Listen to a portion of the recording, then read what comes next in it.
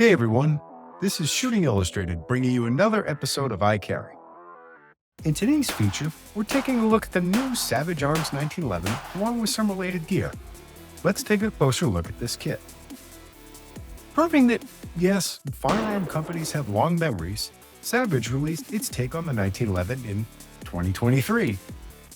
For those not steeped in 1911 lore, Savage was one of three manufacturers at the turn of the 20th century who submitted handguns to the U.S. Army for consideration as the newest sidearm issued to troops and the first semi-automatic. Luger submitted three prototype pistols in .45 ACP, but bowed out of the competition first, resulting in a race between Savage and Colt, and we all know how that turned out. 112 years after the adoption of the 1911, Savage has released its take on that storied handgun. And what a take it is! Savage currently offers two options for its government-sized Model 1911, one with a rail as we have here today, and one without. Refinish options can be selected: black nitride, stainless, and the two-tone version here. Savage is planning on adding a 9mm version in the near future, and it wouldn't be the least bit surprising to see a commander length option added to the product line down the road. As it is a government-sized 1911, the Savage has a 5-inch barrel, 8.45-inch overall length, 5.2-inch height, and weighs 40.6 ounces.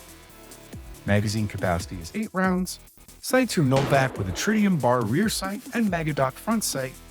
Grips are G10, and the Savage 1911 comes with ambidextrous thumb safeties. There's a slight departure from 1911 scripture with the Savage 1911. There's a dual recoil spring rather than a single, although it is a standard guide rod, not a full length. Glare-reducing serrations abound, as do cocking serrations. The beaver tail is generous, and the grip safety has a bump for positive engagement, just like you'd expect from a modern 1911. So, I guess there are a couple of questions this brings up. First, why a 9-round, 40-ounce handgun when there are so many lighter pistols with greater capacity? Realistically, it's about personal preference. Some prefer the lighter trigger and comforting heft of the 1911. And there's nothing wrong with that at all. The second question then is, why the Savage? Well, first and foremost, it's a well-made, well-equipped pistol. The Savage 1911 has a lot of standard options that would cost extra on less expensive versions. Second, well, there's a bit of irony in a Savage 1911. And lastly, well, why not? It's another option, and options are a good thing. It's pretty much guaranteed that a 1911 will be carried in a leather outside the waistband holster, and we're staying true to that trope in this kit. We've opted for the C105 leather holster from new-to-us manufacturer Falco Holsters out of Slovakia. Now, yes, we're fans of Buy American, but the Falco story could easily be an American success story. The company started as a niche business making falconry gloves in a garage-based workshop, and evolved into a holster manufacturer offering hundreds of fits available worldwide.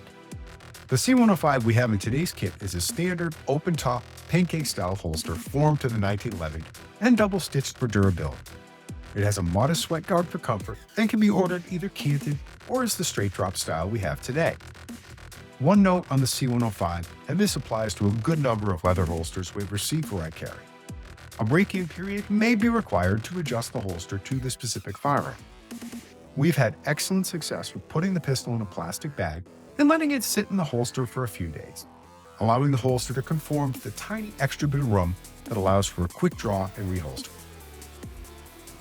A stout flashlight is a worthy addition to any kit, and the powerful E9R G4 from PowerTac fits right in with the Savage 1911. Somewhat on the larger size, the E9R fits in the hand, but is a little on the bigger side for carrying a pocket. However, it comes with a molded carrier to be attached to a belt design. Chock full of features, E9R has 4 brightness settings, as well as a strobe feature, and has power output ranging from 71 lumens on low to 2,550 lumens on what PowerTac calls a turbo setting. Rechargeable battery life varies from 21 hours on low to 2 hours on turbo. We've commented on the slick recharging system from PowerTac before, where the charging cable plugs into a standard USB outlet and then attaches to the flashlight via magnet. It's easy and doesn't require opening the light to access the battery. The 4 power levels and strobe are cycled via a side-mounted button, while a tail cap has momentary on and constant on functionality depending on how hard you press the cap.